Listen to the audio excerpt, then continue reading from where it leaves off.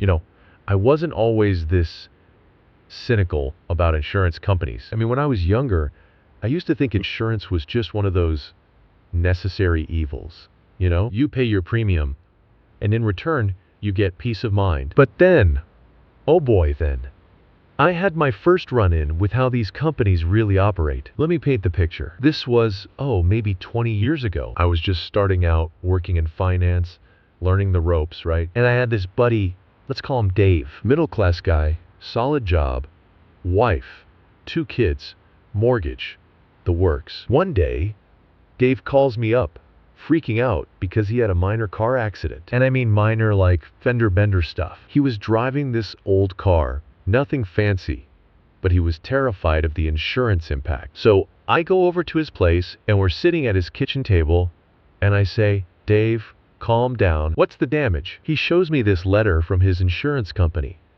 Total nightmare. They're saying his premiums are about to go up by 25% because of this tiny accident. And that's when it clicked for me. They were screwing him over. I mean, he hadn't filed a claim in years, and here they were, ready to hike his rates over a little scrape that probably cost a couple $100 to fix. And I'm sitting there like, wait a second, this is how the game's rigged. Insurance companies don't care about you making one little claim. What they care about is finding any excuse to make you pay more. They've got these fancy algorithms, right? And they look at everything. Your driving record, your credit score, how many times you've called them, even where you live. They track it all to figure out how much they can squeeze out of you before you finally say, enough. It's actually insane. So I told Dave, and this is the real kicker, why the hell didn't you just pay for the damage yourself? And he's like, what? Why would I do that? That's what insurance is for. And that's where I hit him with the truth. Dave, listen, the rich don't play this game. They don't rely on insurance for the small stuff. They set aside money and self-insure for minor things. So they never have to file claims and get hit with premium hikes. They're only using insurance for big disasters, the stuff that could wipe them out. And Dave's sitting there, blinking at me, like I just revealed some secret world to him. I could see he wasn't getting it yet, so I broke it down for him.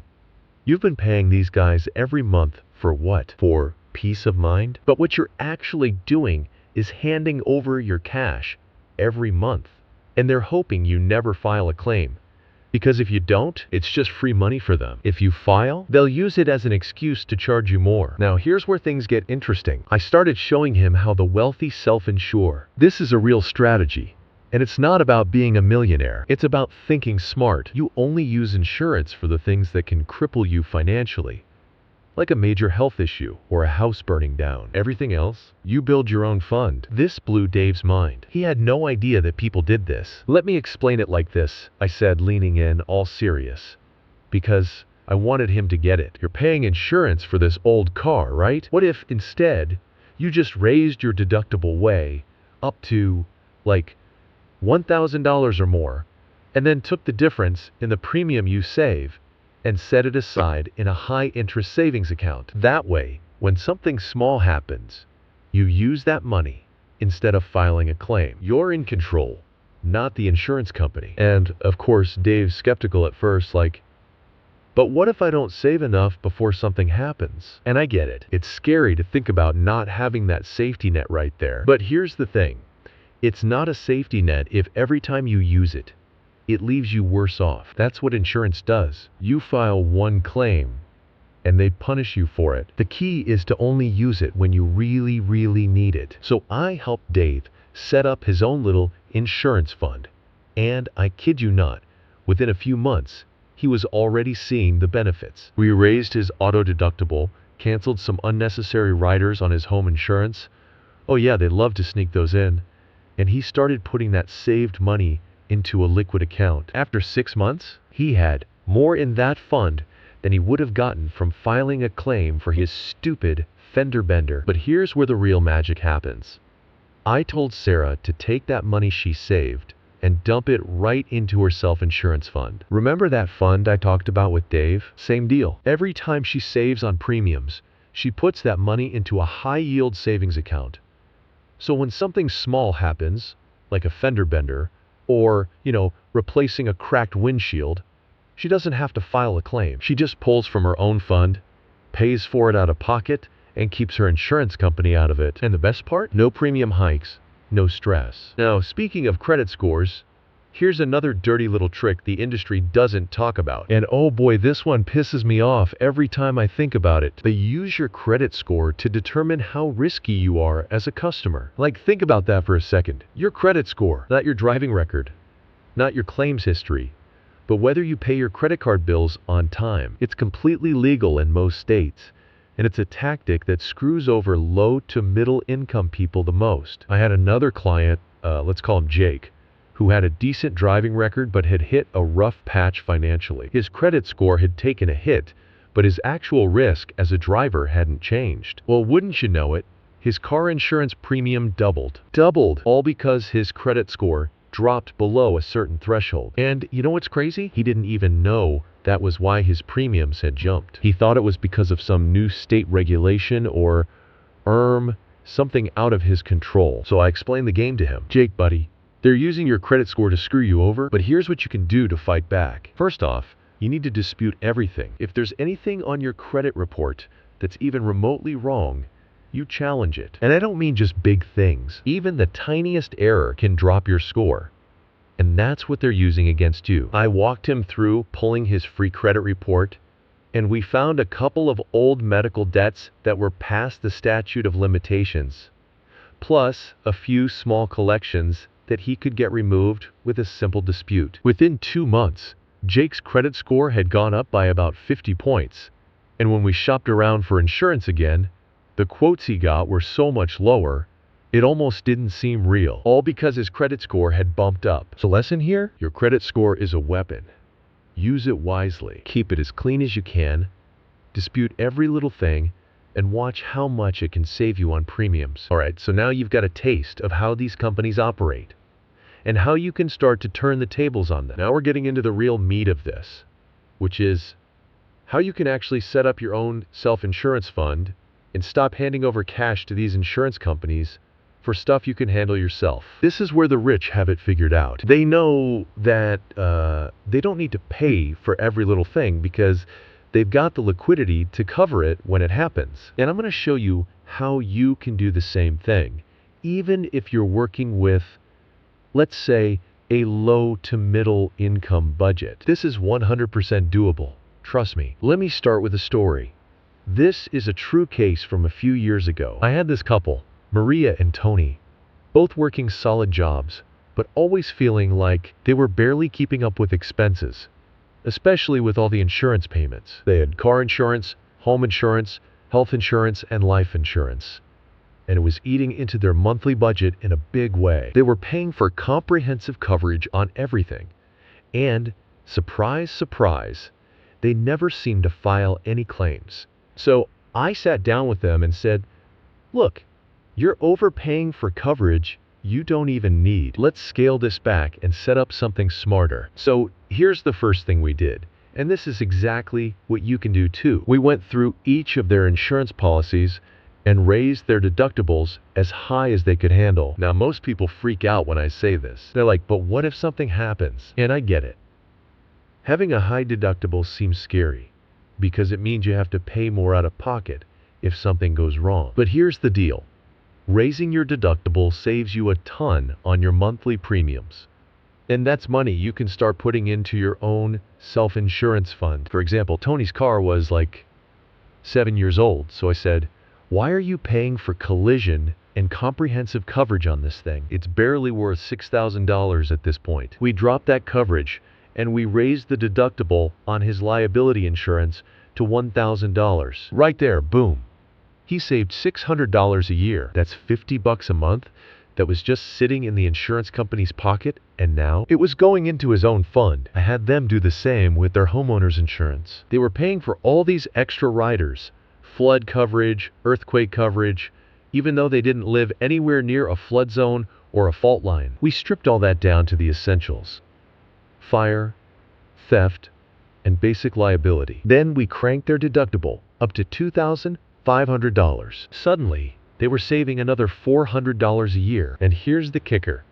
In all the years they'd owned their home, they'd never once filed a claim. Now, I know what you're thinking. what if something happens? And that's exactly why you start a self-insurance fund. Here's how it works.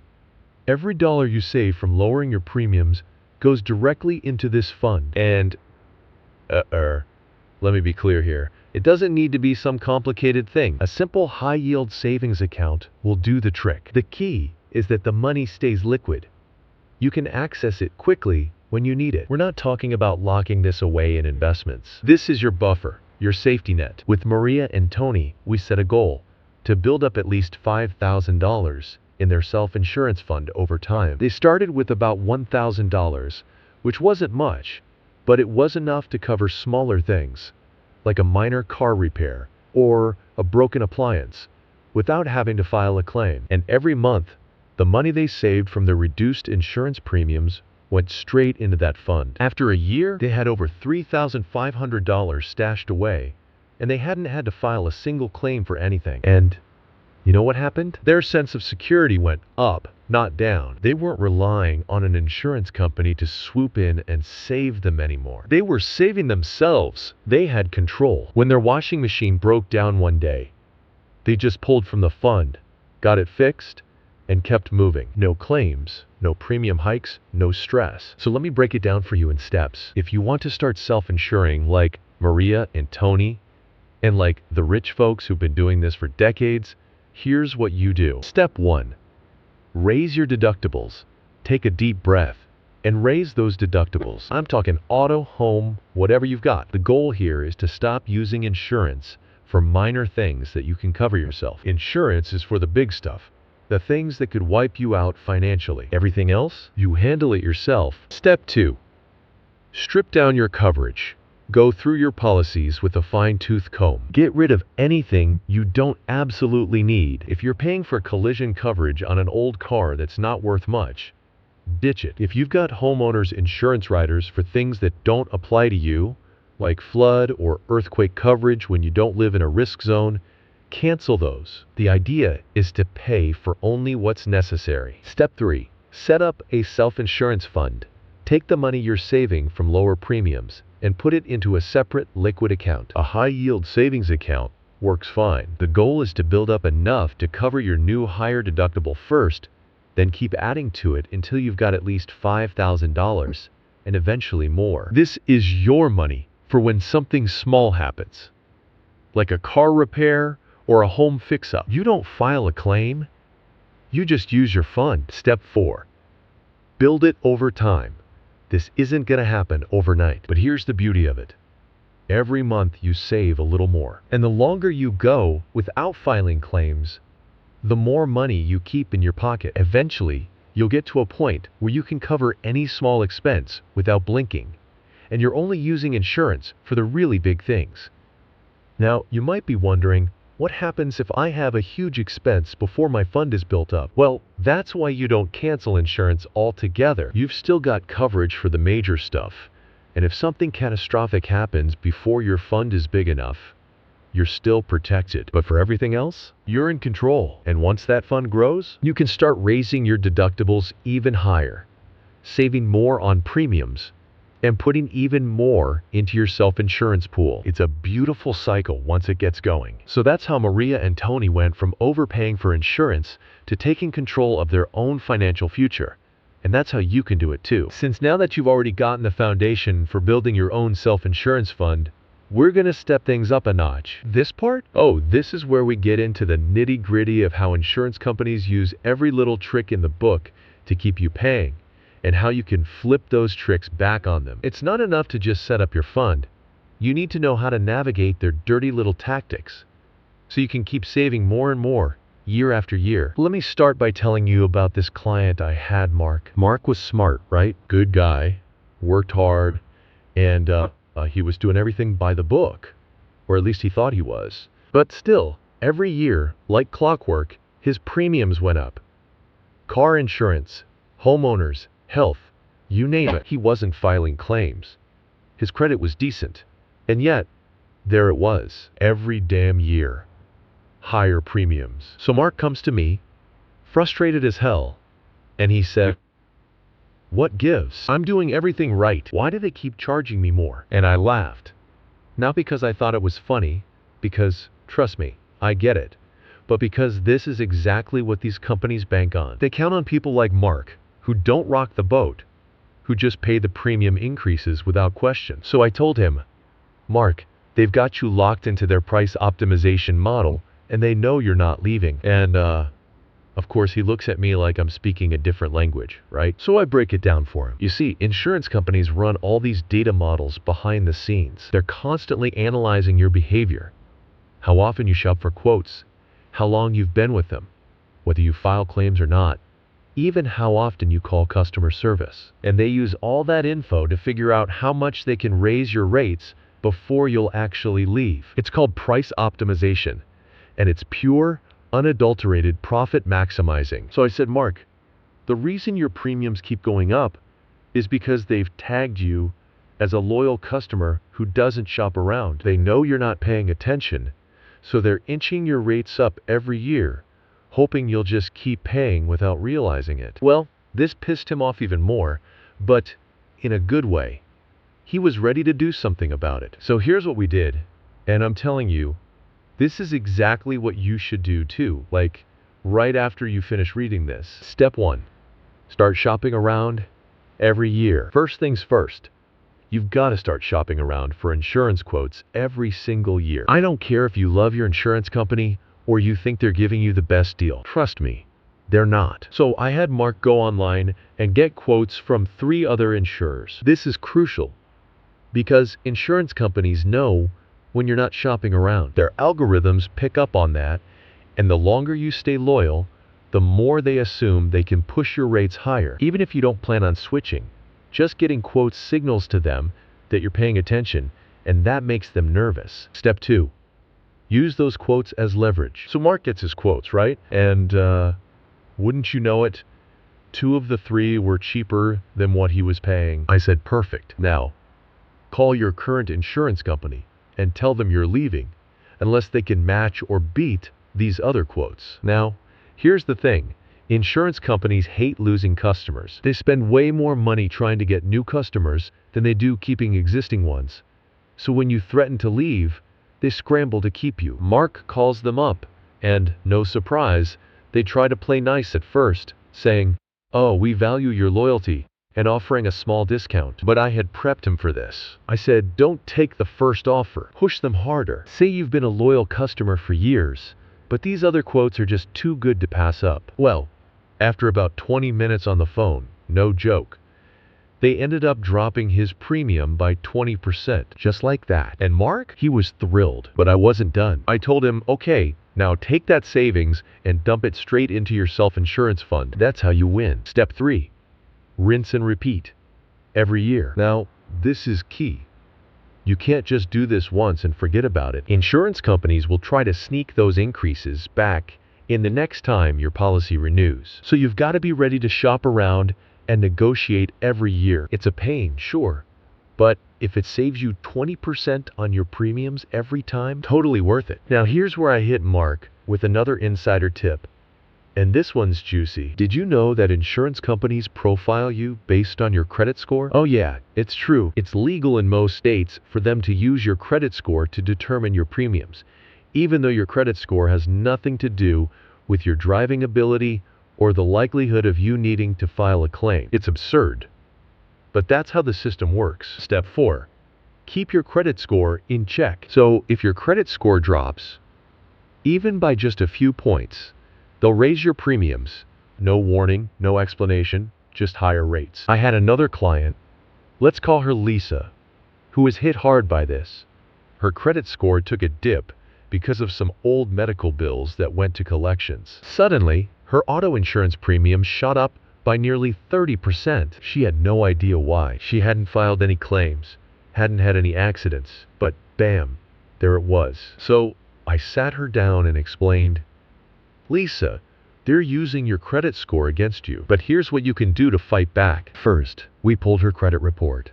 And sure enough, there were a couple of old, unpaid medical bills that shouldn't even have been there. They were past the statute of limitations, and she had no idea. So we disputed them, and within 30 days, her credit score jumped up by 60 points. And guess what? When we went to get new insurance quotes, her premiums dropped by 15%. The lesson here? Dispute everything. Pull your credit report regularly.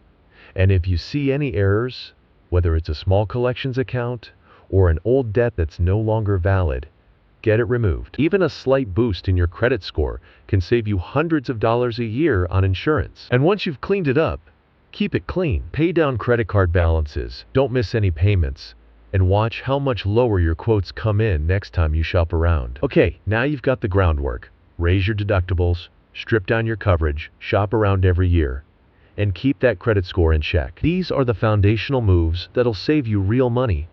And that money goes straight into your self-insurance fund, growing and protecting you from the nonsense these companies try to pull. All right, so we've already covered how to build that self-insurance fund and use it for the small stuff, right? But now, let's be honest.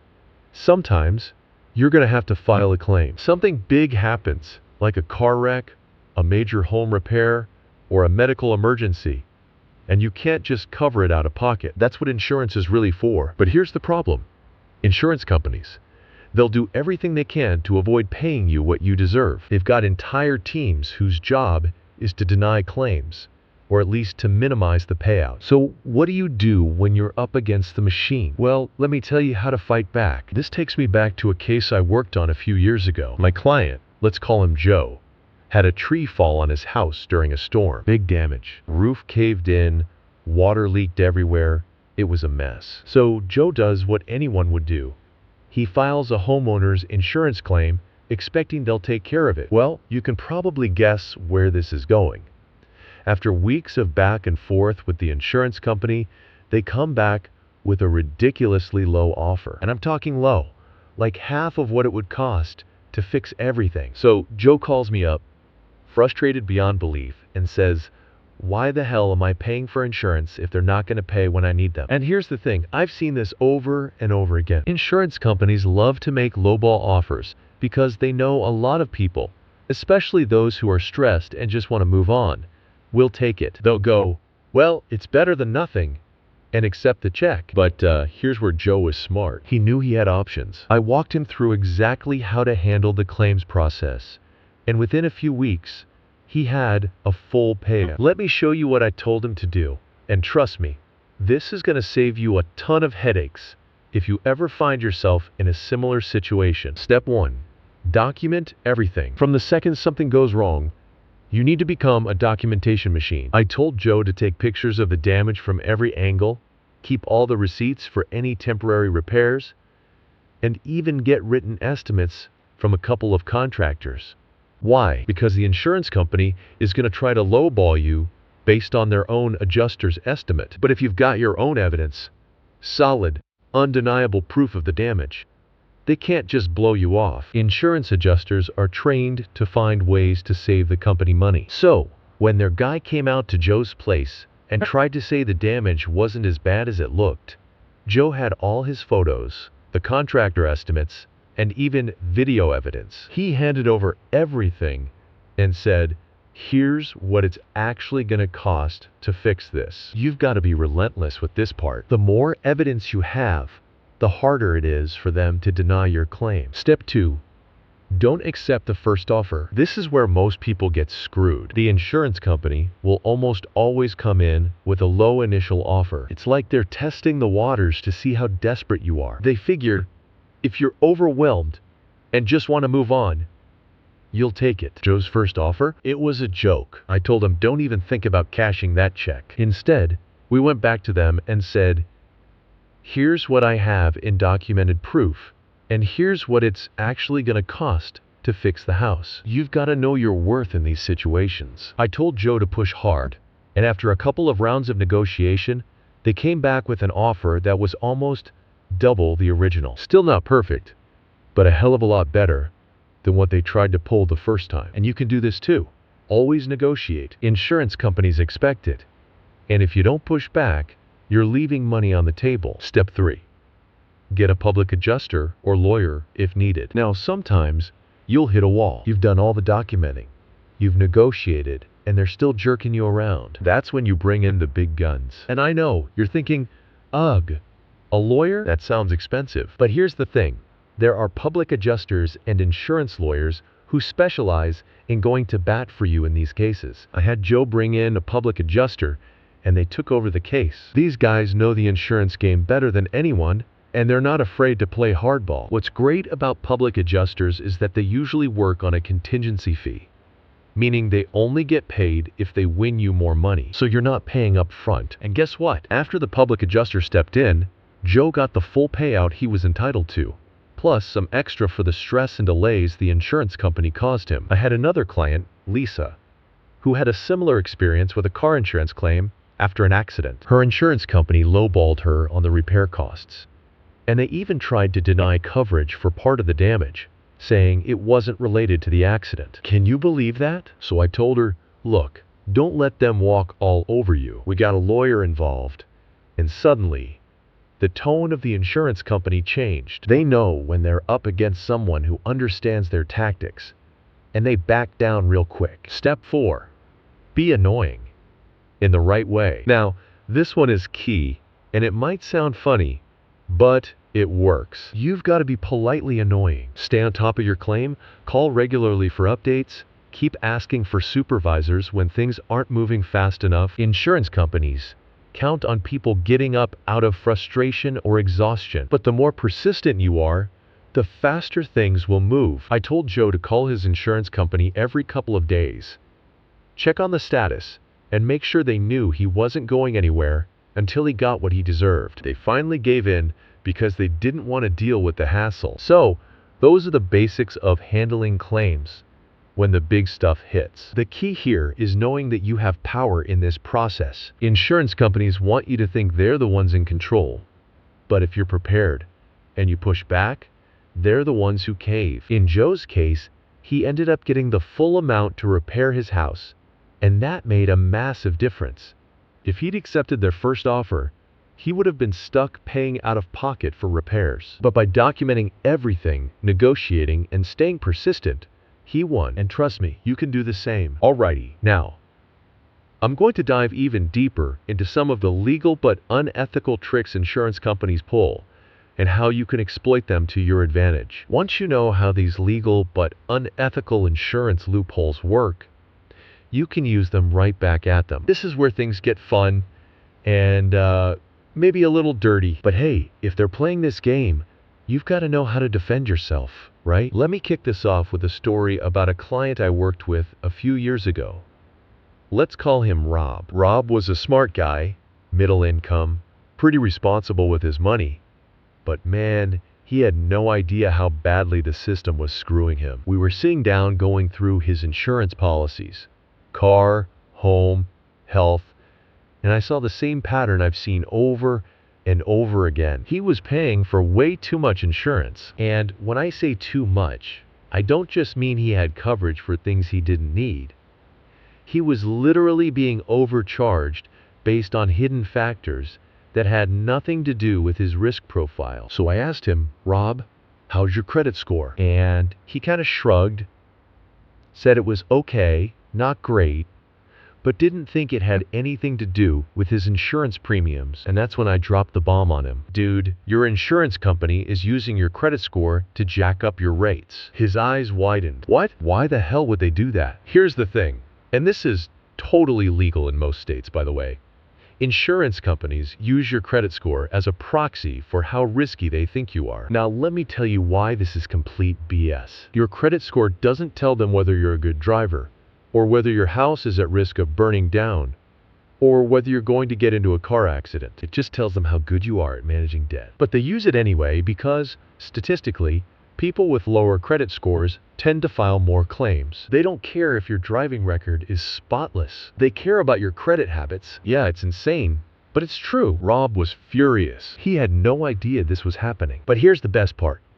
You can flip this script. I told Rob to immediately pull his credit report and check for any errors. Sure enough, we found a couple of old debts that had been paid off, but were still showing as outstanding. We disputed those right away, and then I told him to keep his credit utilization, basically how much of his available credit he was using, below 30%. Credit utilization is one of the biggest factors in your score, and if you can keep it low, it'll bump your score up fast. Within a couple of months, Rob's score had jumped by 40 points, and we went back to his insurance company to get a new quote. Surprise, surprise. His premiums dropped by 12% just from that score increase. And he didn't do anything except clean up his credit a little. That's how powerful this game is. They'll use your credit score to bleed you dry if you don't know what's happening. But once you figure it out, you've got leverage. So, that's loophole number 1. Work on your credit score and keep your insurance company on their toes. Now, let's get into loophole number 2. And this one's even juicier. You know how insurance companies are always trying to upsell you on extra coverage? They throw in these riders for valuable personal property or extended coverage for things like jewelry, electronics, and even collectibles. It sounds smart, right? Like, sure, I want my fancy laptop covered if it gets stolen. But here's the thing. They're counting on you over-insuring your stuff. I had a client, let's call her Emily, who was paying for all these extra riders on her homeowner's insurance. She had coverage for electronics, jewelry, expensive art, stuff that, yeah, would be nice to have covered, but the limits were way beyond what she actually owned. When we dug into it, we found out she was paying extra to cover $50,000 worth of valuables, but the actual total value of her stuff may be $15,000. Tops. She was way overinsured, and she didn't even know it. Insurance companies love to do this. They know most people have no idea what their belongings are worth, so they throw on these massive coverage amounts, and you end up paying for something you don't need. So what did we do? We stripped her policy down. I told her to take an inventory of her actual valuables, write it all down, estimate the real worth, and then adjust her policy to match. She cut out more than $300 a year in unnecessary premiums just by insuring what she actually had, not what the insurance company wanted her to think she had. And here's the kicker. If something had gone wrong, she would have never needed $50,000 worth of coverage anyway. Here's loophole number 3. Ever heard of umbrella policies? This is another one of those products that insurance companies love to upsell. They pitch it as extra liability protection. Like, if you get sued for something big, the umbrella policy kicks in after your regular insurance maxes out. Now, for some people, this makes sense. If you're a high net worth individual with a ton of assets, sure, you want that extra protection. But for most folks, you're paying for coverage you'll probably never need. Let me tell you about Mike. He was paying for a $1 million umbrella policy, even though his total assets weren't even close to that. The odds of him ever needing that kind of coverage were slim to none.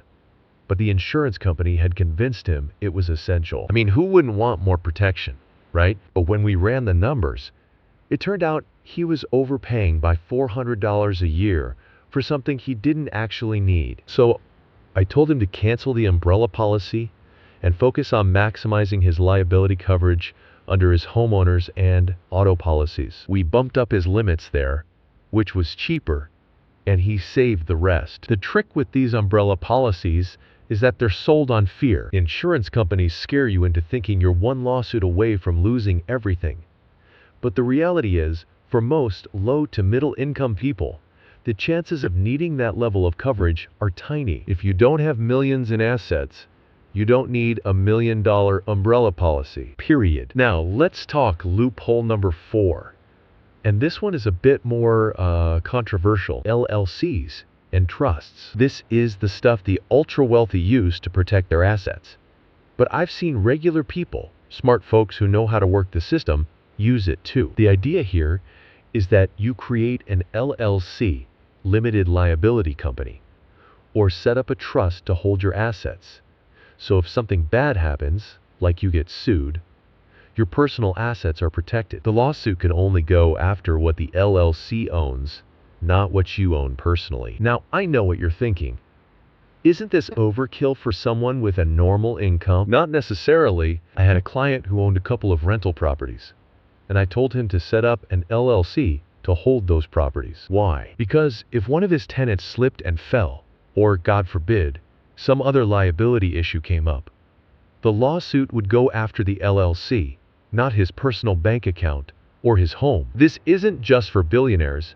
It's a legit strategy that regular people can use to shield themselves from liability. And it doesn't cost much to set up, maybe a few $100 for an LLC. But the protection it offers? Huge. Trusts work the same way.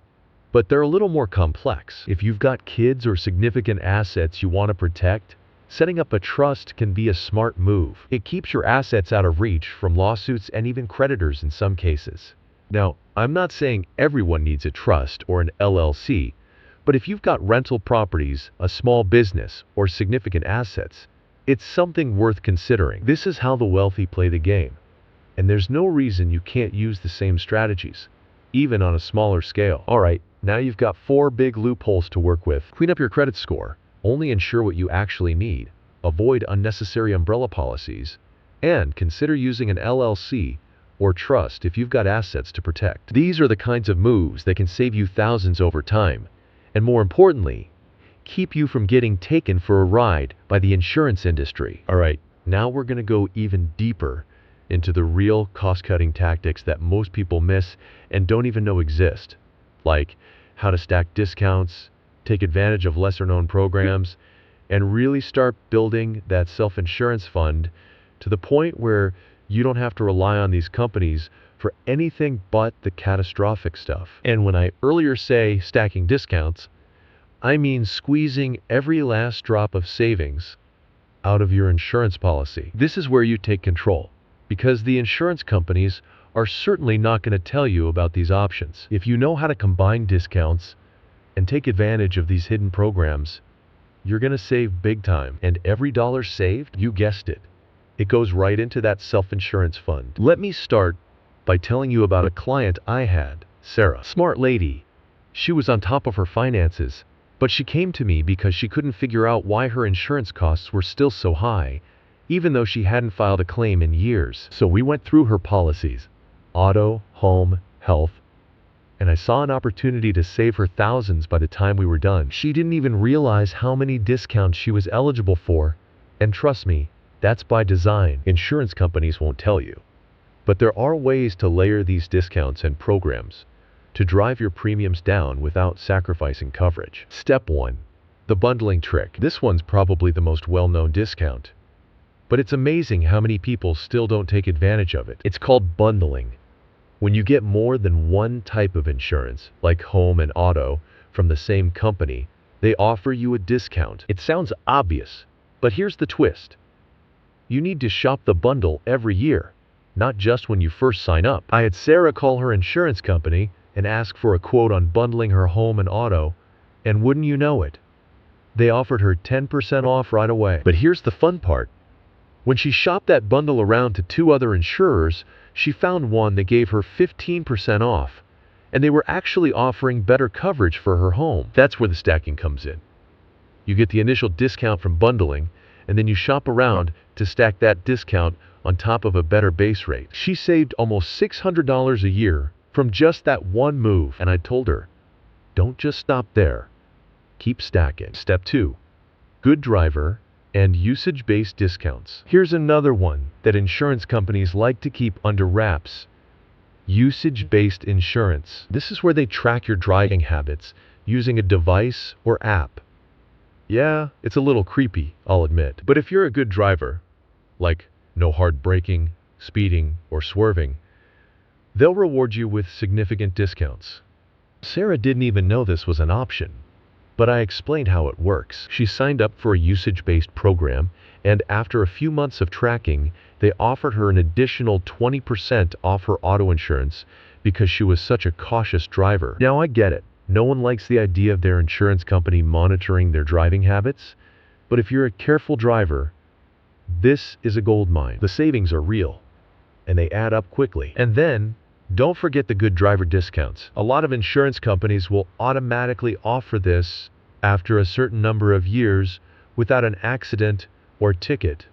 But sometimes you've got to ask for it. Sarah hadn't had a ticket or accident in over 7 years, and yet she wasn't getting the full discount. One phone call later, and she was able to knock another 5% off her premiums. Step 3. Low mileage and defensive driving discounts. This one's huge, especially now that more people are working from home. If you're driving less than 7,500 miles a year, you could be eligible for a low mileage discount, but the insurance companies won't tell you unless you ask. I had another client, let's call him Dave, who was barely driving 5,000 miles a year, but his insurance premiums were based on the assumption that he was driving closer to 12,000 miles. Big difference, right? So I told him to call up his insurer and ask for a recalculation. Bam!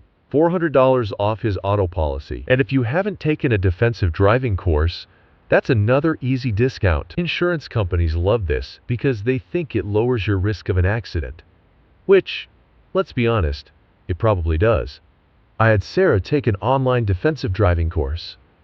It cost her maybe $30, and she ended up saving another 5% on her auto insurance. You can often take these courses online, knock them out in a weekend, and the savings are good for a few years. It's one of the easiest ways to lower your premiums. Step 4.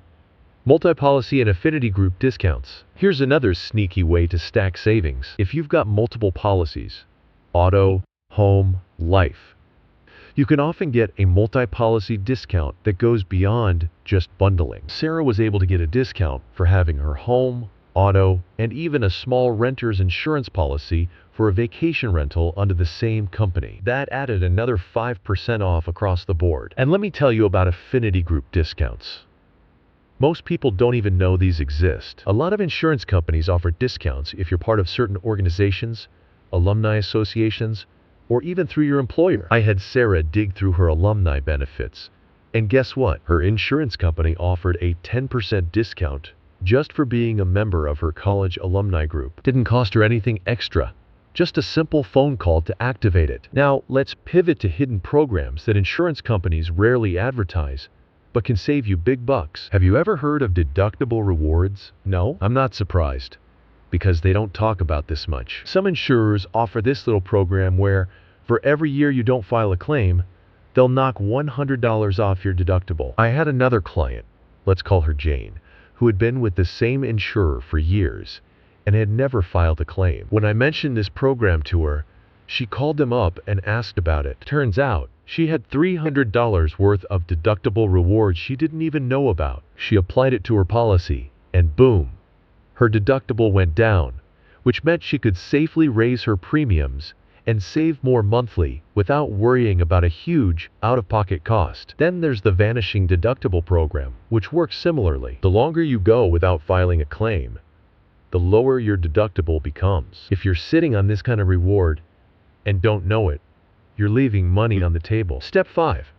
Maximize savings for your self-insurance fund. Once you've stacked all these discounts and trimmed your policies down to the essentials, all those savings need to go into your self-insurance fund. You remember Maria and Tony from earlier? They saved over $1,000 a year just by stacking these discounts and adjusting their coverage. That extra $1,000 went right into their fund, and by the end of year 2, they had built up a reserve of $7,000 without ever filing a claim. And you know what? That $7,000 gave them peace of mind because they knew they could handle the small stuff themselves without relying on the insurance company. Now, I'm not saying this happens overnight, but every year you shop around, restack your discounts, and save a little more, that fund grows.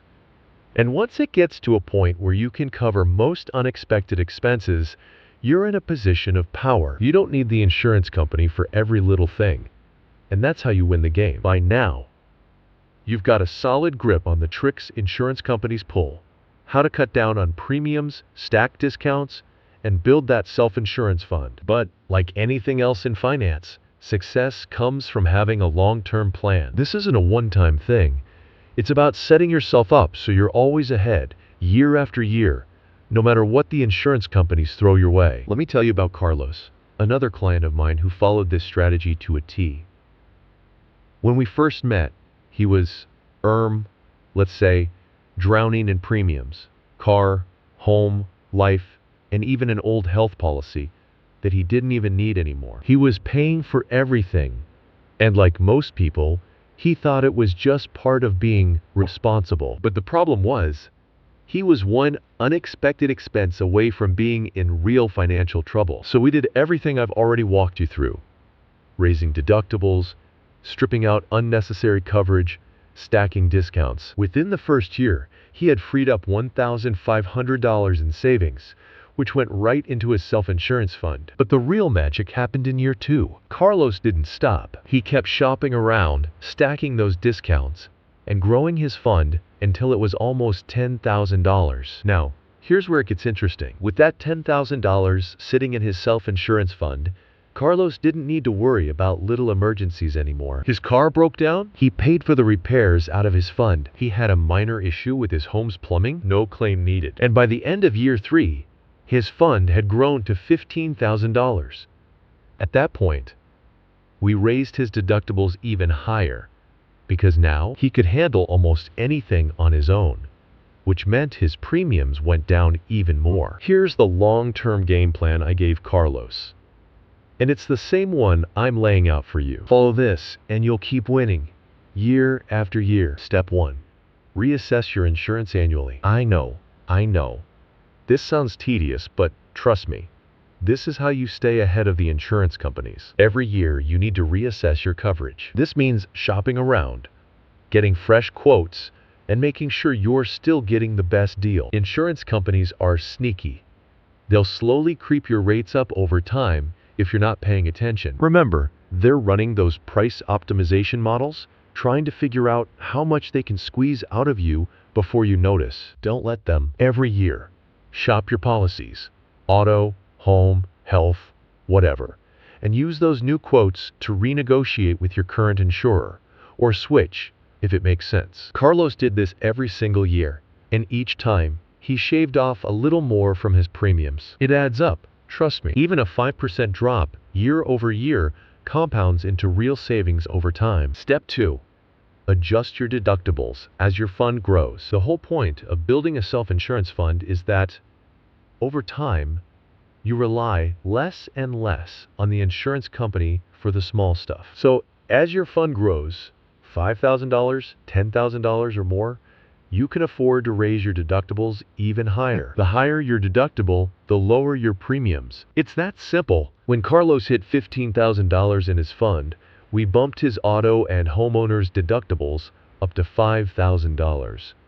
That move alone saved him an additional $800 a year on premiums. Now, with that extra savings, he just kept adding it to his fund, and the cycle continued. Higher deductibles, lower premiums, more money in the bank. By the end of year 4, Carlos had so much in his fund, he wasn't worried about anything under $5,000 anymore. Step 3. Don't be afraid to drop coverage you don't need. Now, this is where you have to be smart about risk management. As your financial situation improves and your self-insurance fund grows, you can start to reassess whether you even need certain types of coverage. For example, Carlos had been paying for a collision policy on his car long after it was necessary. His car was old, fully paid off, and wasn't worth much anymore. We ran the numbers, and I told him, you're better off dropping the collision coverage and saving that premium. If you get into a minor accident, you can just use your fund to cover it. So he dropped the collision coverage and saved another $300 a year. Now, don't get me wrong.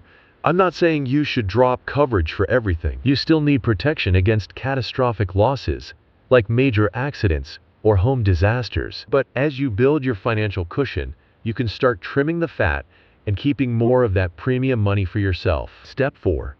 Invest part of your fund when it reaches a safe level. Here's a fun twist. When your self-insurance fund gets big enough, let's say $10,000 or more, you don't need to keep all of it sitting in a regular savings account. You can start to invest a portion of it, so it works even harder for you. I'm not talking about putting it all into risky stocks or anything crazy. You want to keep most of it liquid in case something happens.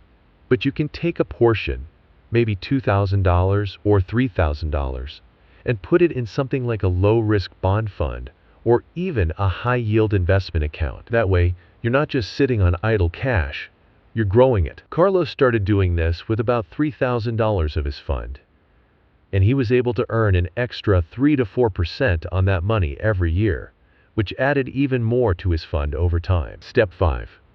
Stay lean.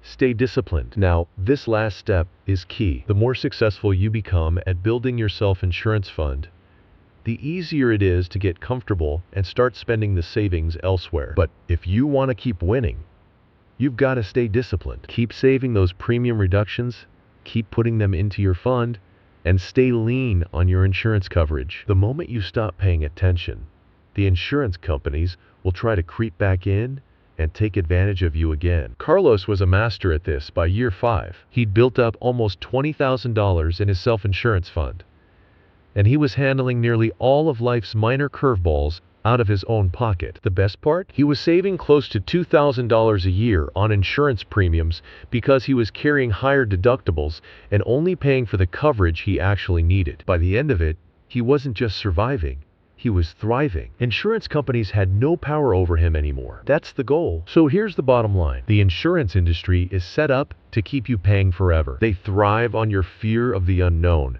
and your dependence on them to bail you out when something goes wrong. But once you start taking control, building your own self-insurance fund, stacking discounts, and only relying on insurance for the catastrophic stuff, you take back that power. You stop overpaying for things you don't need, and you start keeping more of your money where it belongs, in your own pocket. This isn't a quick fix. It's a long-term strategy that requires discipline and a little bit of work each year. But trust me, once you get the ball rolling, it gets easier. The rich have been playing this game for decades, but there's no reason you can't do the same thing, even on a smaller scale. And the best part? You'll sleep better at night knowing that you're in control, not the insurance companies.